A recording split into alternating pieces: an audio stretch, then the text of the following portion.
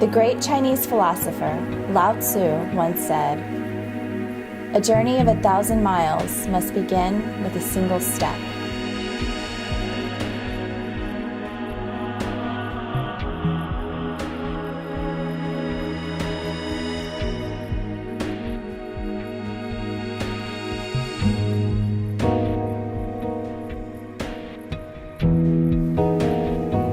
My name is Michelle Storm. I'm a gypsy by marriage. My husband is in the Coast Guard, which leads me to live from place to place and experience things I could never imagine. I've been lucky enough to travel to some beautiful places and meet some really amazing people along the way.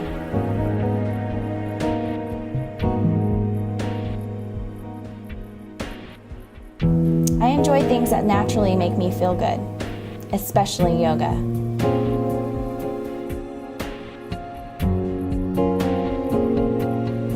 I currently live in Philadelphia, Pennsylvania. I have enrolled in a yoga teacher training to pursue my dream of becoming a teacher. Through this process, I've asked myself why. And I found myself curious as to why others needed yoga in their lives too.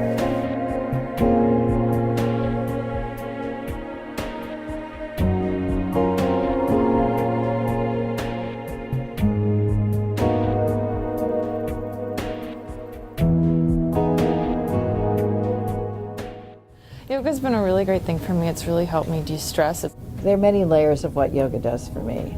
It feels wonderful when I'm finished. It gives me energy. Yoga makes me sometimes feel sore.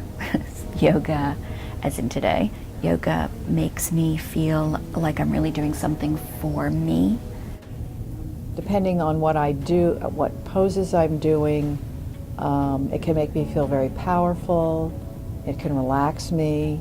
It can take away anxiety. It can help me focus. It allows me to just settle my spirit and just breathe and just come to a place of centeredness. And it's important to just allow yourself to just be able to come to a balance and allow yourself to quiet your mind and just settle everything so you can just hear. You know, you can just hear the gifts that the universe has for you.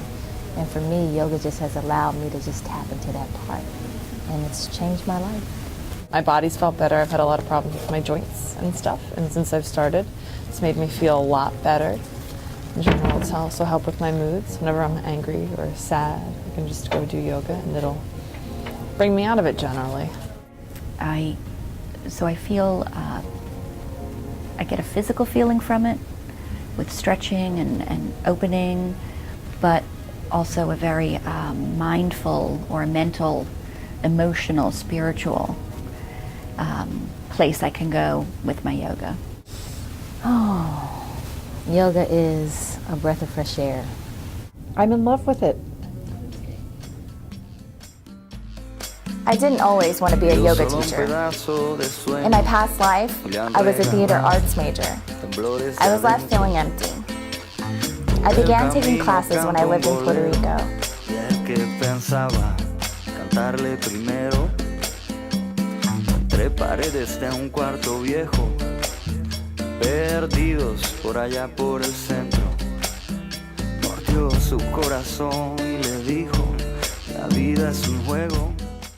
I'm not really sure what my teaching yoga will look like in the end. 3 months ago when I started, I was not going to teach. And in the 3 months that we've been here, I've been getting closer to the possibility of teaching. Several things. I've been in a career for many years that I've not been happy in. And I decided that I wanted to do something. I realized that doing something that I loved was a window for doing other things that would make me happy.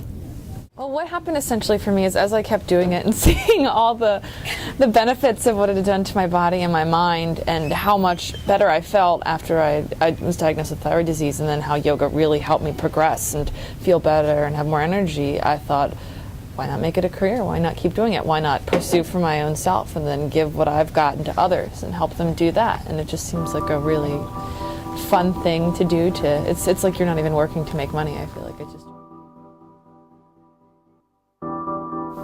Spirituality can be experienced through a yoga practice by a yogi belonging to any religion.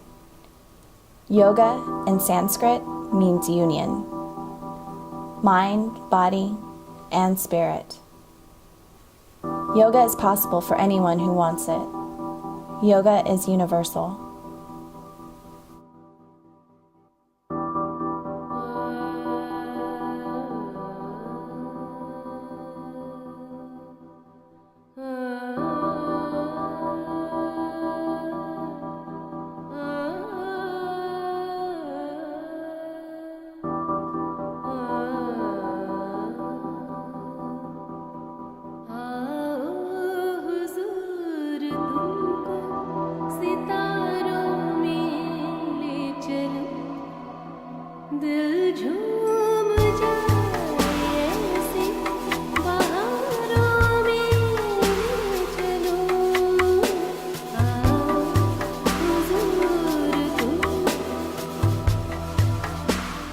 There's a spiritual element to it.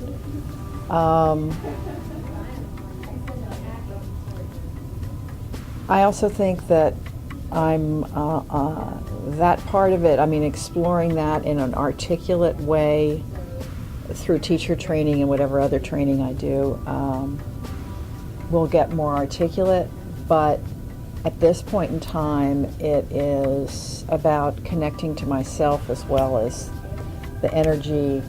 And what's wonderful in our training is that I get to see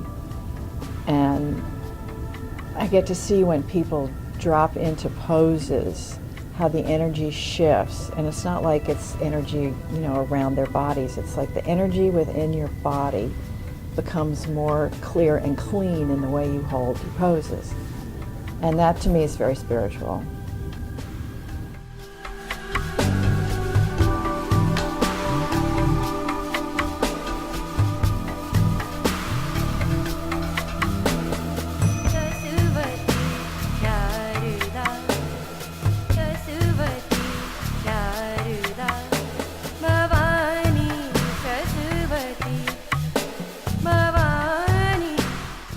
Well, I just happened to be holding this vinegar tea with bacteria floating in it, so perhaps the stereotypes are right. But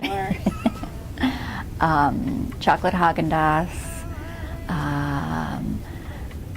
Actually, I eat just about everything, but I don't eat red meat. I have some weaknesses. Sometimes I'll sit in my car in the back of the Burger King parking lot and eat a Whopper in 3 minutes and feel guilty about it afterwards, but I'll eat lots of chocolate Haagen-Dazs. everyone has yoga. The whole point of yoga is to be accessible to everyone. I don't think you don't have to just be eating plants or just, meditating on the spirit of your berries or whatever you're doing. You can, it should be for everyone. And I know some schools of thought say, you should be a vegetarian to be yoga. That's that's what the karma yoga, that's what selflessness has to do with, or not hurting the non-harming principle. But I feel like if you limit what you eat as a prerequisite for yoga, nobody can get to do it, or not enough people get to.